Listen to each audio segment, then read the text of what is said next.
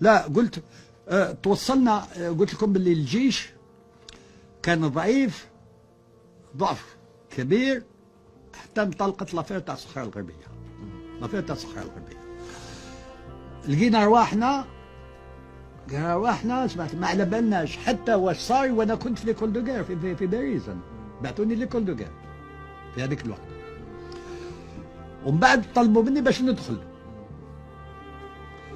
كي دخلت بعثوني لتندوف وشفت الوضع كان صعيب، ومن بعد شفت كذا واجهوا الظروف هذيك الاوليه نتاع الصحراء الغربيه، ولافير تاع مقاله واحد مقاله اثنين سمعتي وكل شيء.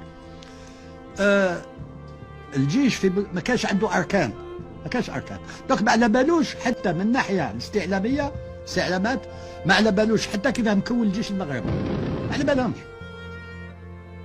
وكانت عندهم امكانيات هذيك الوقت، الجيش كانت عنده امكانيات باش ممكن يربح المعركه، ولكن بما ان ما عندنا ايتا ماجور، ما عندنا استعلامات، معناتي كلش راح في الخط.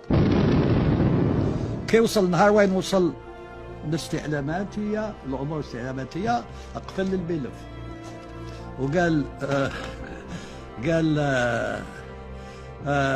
صارت خطره ما تجيش تصرى مره اخرى، ما لا عندكم الوقت، اقراو المسوا مليح، كولوا القزادر كما يقول السلاح يسميه القزادر من بعد يجيو من بعد.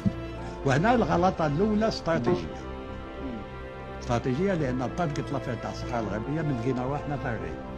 ما كانش عندكم استعلامات ولا استعلامات ولا سلاح ولا سمعتي ما كاينش. كاين سلاح الطيران ولكن ما كانش نوعيه، ما كانش سمعتي، كانوا دشار، كانوا سمعتي كل شيء، ولكن ما كانش نوعيه. وما كانش قضاء القيادات، سيرتو القيادات ما كانش. انا نشفى لان كان في وقت لافير تاع الصحراء الغربيه بومدين يجتمع غير بالناس اللي عندهم علاقه مباشره مع العمليات على طول الحدود، وهو سي شادلي في لا دوزيام ريجيون، عندنا النازيه كان النايب نتاعو، سليم سعدي كان قائد الناحيه الثالثه، انا في تندوف وقصدي مرباح. هذو هما اللي يحضروا في الاجتماع، ما كان حتى واحد اخر يحضر في الاجتماع تاع الصحراء الغربيه، ما كان حتى واحد. كان حتى واحد. انت الشادلي كنيزيه سليم سعدي ومحمد صالح يحيوي. محمد صالح يحيوي لان كان في هذيك الوقت في شرشال، وانما كان في امقالا كان في تندوف، هو كان في تندوف بشار تندوف في تندوف.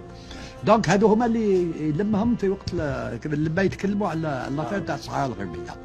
لا حبيت برك نوضح، قلت تلما الجيش كان في مستوى ضعيف، وبدات السلاح يجي، جاو لي ميسيل صام 1 صام 2 سيرتو، والا سي لي صام 6، نو لي صام 2 اللي كانوا عندنا بكري، لي صام 6 سلاح امريكي. لا روسي، صام 6 اللي عنده 3 ميسيل سمعتي سيرونجان ميكانيسي اللي بعثناهم باش يتكونوا خدمه وطنيه، هما اللي بعثناهم لان ما عندناش مكونين، الناس متكونه ما عندناش، وهذو متخرجين من لي زونيفرسيتي.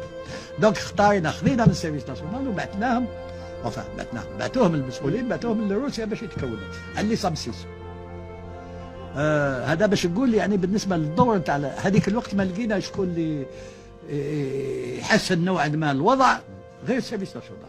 ولما قرروا بالسيرفيس ناسيونال بدات الناس تجي للسيرفيس ناسيونال، حسنوا شويه الامور، ولكن الجيش بقى كمان ضعيف، ما عندوش امكانيات. انطلاقا من لافير تاع الصحراء الغربيه، ولما جا سي شادلي صحيح ان الامور تسرحت. نعطيكم مثال، انا كنت في تندوف، كل سنه نبدلوا لواء من تندوف، يطلع ويدخل ويهبط لواء جديد. كل ما يجيني لواء في الصحراء ما عنديش حتى امكانيه باش كذا نقولوا بور انستالي اون بريغاد، ميم با دو مويان. لي مويان سون فاسيل. Qu'est-ce que c'est un peu de tôle, un peu de سمعتي de madrier, du ciment سمعتي باش نحفروا الارض. ما كانش بومدين في هذيك الوقت ما يطلق حتى فرنك ما انت. وحطيت له انا المشكل هذيك الوقت، قال لي البريقاد ودرنا حساب قداه لا بريقاد باش كي تجي جديده لازم قداه فلوس باش على الاقل تستقر في المكان. وين راح الدراهم تاع البترول هذا؟ اللي يتصرفوا فيه هما اللي قايمين بهذا الشيء، ولكن عطاو هذه فهمتك، عطاو اولويه، والاولويه كم تعرفوها تصنيع ولا تصنيع واسمه، قال الجيش على جهه، قال واسمه من بعد عندكم وقتكم. هذه هي واحنا قابلين بها هذيك. عسكريين ماهيش وراء، لانه الجزائر يكفيها 10 ساعات لتدمير المغرب، يعني هذه في حاله ما طلع لهم في راسهم يهاجموا. تكنيكمون سي فري 10 ساعات تكنيكمون لوجيستيكمون اي تكنيكمون اسكو في 10 ساعات. انا نقول لك ربي عطى للجزائر عمق كبير جدا. بومدين الله يرحمه لما تكلموا على المغرب من هي بدا يتكلم على تندوف في 76 كان جوابه ان تندوف مثل العاصمه مثل الرباط. صح. بمعنى لو تتمس تندوف راح نضرب الرباط.